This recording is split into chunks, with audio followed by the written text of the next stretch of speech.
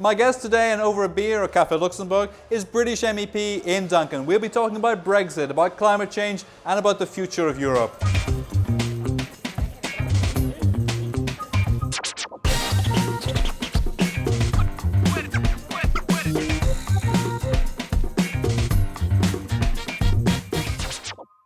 Ian Duncan, thank you for joining us today. Brexit is in everybody's mind right now. You're from the Conservative Party, the UK Conservative Party. How do you see this play out? Well, we now know the time frame, and I think that's important. So we now have an appreciation of how long we've got. We know when the letter which will trigger the Brexit negotiations will be launched. So that's a beginning. I think the test now is for the UK government to have a very clear package.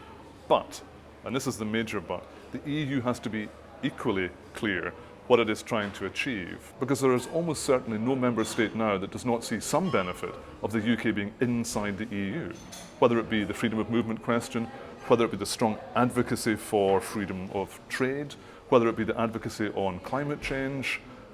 The UK has a strong reputation for being a committed participant in these things. Is there a way that you see that this is a moment of crisis, this is a constitutional crisis for Europe, it's a wake-up call from Britain, that something really does change this time? The European dilemma, I think, is a financial dilemma, ultimately, because in the next few weeks we'll hear a lot from the Parliament about what more should be done. And I listened to Manfred Weber saying that the answer to a lot of this was helping young people with a Euro pass. Maybe, but it costs 1.5 billion euros. Where does the money come from, Manfred? Is it from Germany? Maybe it is. Or are you expecting all of the member states to contribute toward a middle-class journey around Europe in your gap year? Because in actual fact, most people who leave school need to work, and an Interrail pass isn't going to make Europe more European.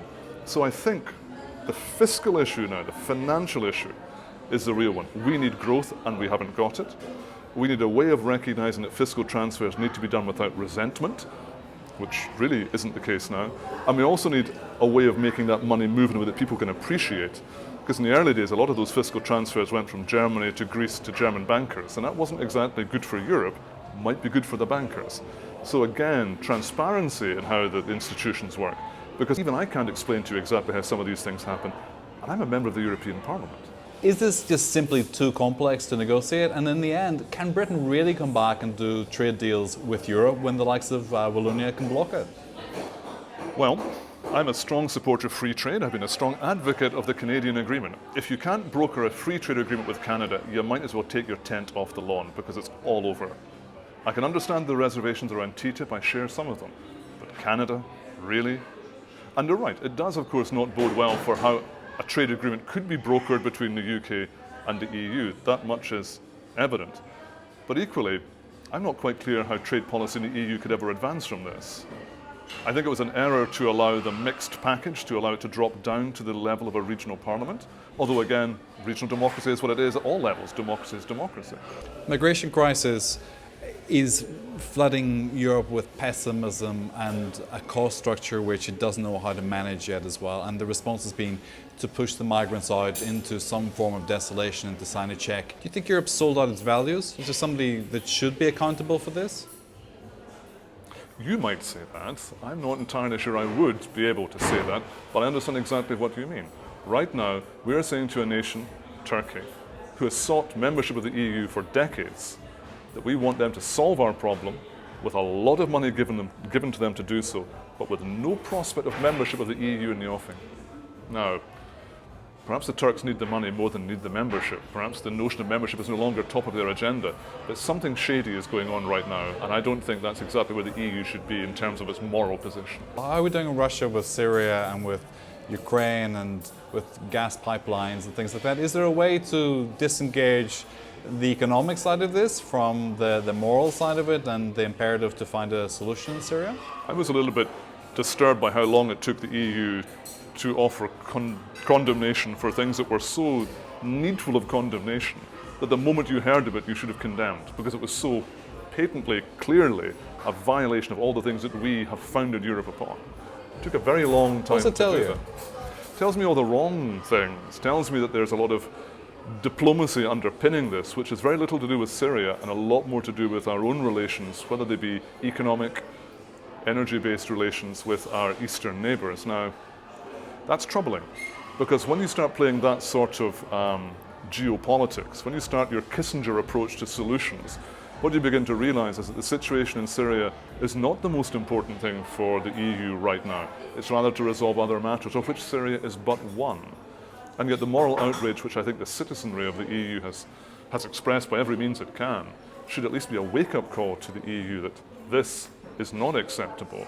And we, if we are to hold our values high, must do all we can to address this situation now. John Kerry is getting played, and he has one of the biggest armies in the world behind him. And the Russians seem to take delight in playing Kerry and Mogherini as well. How do you deal with this kind of gamesmanship when you have to play by international rules and they don't? I think what we're witnessing here is that the new kid on the block is Mogherini, is the EU. And it has not got a long history of dealing with crises of this nature which require real-time activity. It's so used to committee addressing committee structures and then committee addressing committee problems and then trying to find consensus and then agreeing that you can't agree and moving on, and suddenly either the problem solved itself or the whole thing's on fire, one or the other. Let's talk about climate. Do you think climate's more dangerous or the Russians? Well, I suppose the Russians could blow up the world tomorrow, and if we don't get the climate change issue addressed, then we will have a hot future, but it will be a slowly rising temperature over a number of years, at the end of which our planet will look very, very different. Both are potential crises, but both have very different solutions that must be applied to address them. What would you want to see the European Union do next in terms of its climate action, or do you think it's going the right direction? They must do something as a matter of urgency. We are still broadly bound by a Council agreement dating back to 2013. 2013 climate agreement setting the 2030 targets do not meet Paris obligations at all. So, we need to be convening a Council meeting tomorrow to sit down, the appropriate ministers, and thrash out a new suite of objectives to meet Paris. There is no point in putting your signature onto a climate change accord if you know fine well that all your climate change policies are missing the target. That is short-sighted and it's duplicitous. EU has got to up its game and it's got to do it now. The urgency with which they sought to sign the Paris Accord was welcome. The urgency is still the same to address its targets, and it can't keep kicking it into the long grass. All politics is local. What got you into politics in the first place? I thought I could make things better. The first example I can remember, I studied in Bristol many years ago. I remember walking my then girlfriend home at that point, and we were walking between street lamps that were too far apart, and there was darkness between, and I remember falling on my arse in the dark spot and thinking, somebody should be doing something about this. These street lamps should be closer together. It's such an obvious thing to do. And in my head thinking, I wonder who would be responsible for spacing the street lamps? And thinking ultimately, politics is about how you make sure that people don't fall over in the dark. That's the ultimate metaphor. When the opportunity came, I'd spent years out in Brussels working for fishermen. I'd worked for the Scottish Parliament out here. I knew how it worked. And also when Lisbon came along, I thought the power rests now more firmly in the hands of the Parliament as a way of pushing things forward. A perfect opportunity. And that opportunity came along at exactly the right point in my own career, and I got elected. How did it feel to decide that you would leave your job and run for election? Yes, that was not a barrel of laughs, because I worked in the Scottish Parliament as their European advisor. I was a clerk to the European Committee. In order to be a candidate, I had to resign. And that was before the candidates were ranked. So before I knew I was top of the list, I had to give up my job. So I gave up my job the February, the year before the election. So that was an odd period where I had to commit everything. I had to put it all on, a bit like David Cameron. I put it all on the table and hoped that I was able to move forward. As it happened, I was ranked number one. That was good. Still had no money, I hastened to add at this particular point. I worked for a charity teaching young people how to communicate in English. Had I not had a very supportive partner, it would have been a very bleak period before the election. You have to choose 5 of these cards in random selection. Okay. Okay, and then I shall ask you each of those in quick succession. All right. I have no idea what sequence they're in, actually. All right, now they do it. 1, 2, 3, 4. I think that's 5. Okay. Okay, thank you. What's the best piece of advice you ever received? Before you start speaking, make sure you've heard the question.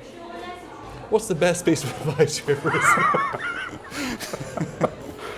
Always try and avoid saying things until you understand what you've really been asked. Excellent answer. What's your guilty pleasure? Food, activity, song, TV show? I'm a big fan of Glee, the TV show, so that might be a slightly guilty pleasure. I'm enjoying Ed Balls on Strictly Come Dancing for lots of different reasons. It's extraordinary. It is. Phenomenon. Which book is currently on your bedside table? Oh, well, I'm reading a book called, I think, The Devil's Diary about Alfred Rosenberg, who was the Third Reich's philosopher. We use that word loosely because a lot of his philosophy was anything but sound, but I'm reading that just now. What's interesting in the book to you? The period is fascinating. It's a reminder again of what can happen when people are disenfranchised, disillusioned, when they are perturbed by what's going on, and what can happen when that is unfettered, and when certain voices and leadership can come through to take a whole state in exactly the wrong direction. Does this book come into the Know Your Enemy category? Understand what's going on around you. What song best represents who you are? Oh my goodness. I've got a lovely bunch of coconuts, but that might not be the song. Oh gosh.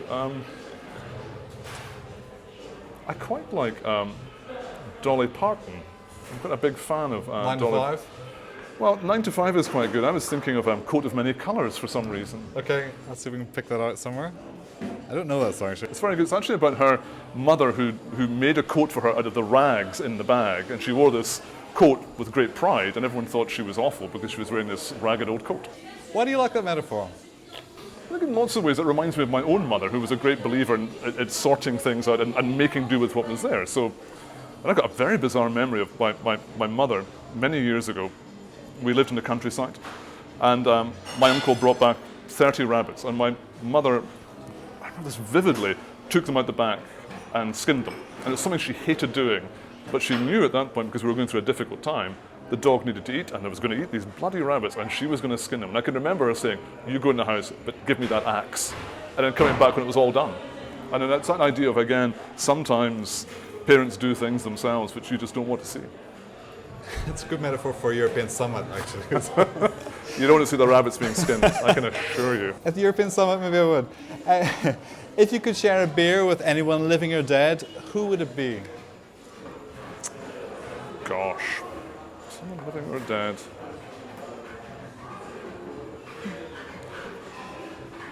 I suppose it's going to sound an odd thing, but I'm quite a big fan of movies. And someone, again, who's been a constant companion growing up would be Robert De Niro. So as someone from the great era of the 70s, when the movies were absolutely, I think, beginning to redefine how we understood the silver screen, I think he would be fun. What would you ask him? Ask him what inspired him to get into that way of communication. Because I mean, I'm a politician and I'm in communication, but he spoke to millions in a very, very different way. And I think it's fascinating some of the experiences he must have had. And the very idea that I've not been called upon to put on weight for this role, but I've already done so. He, on the other hand, deliberately gained a great deal of weight, which he never quite lost again. So the notion of commitment to your craft, extraordinary thing. Excellent.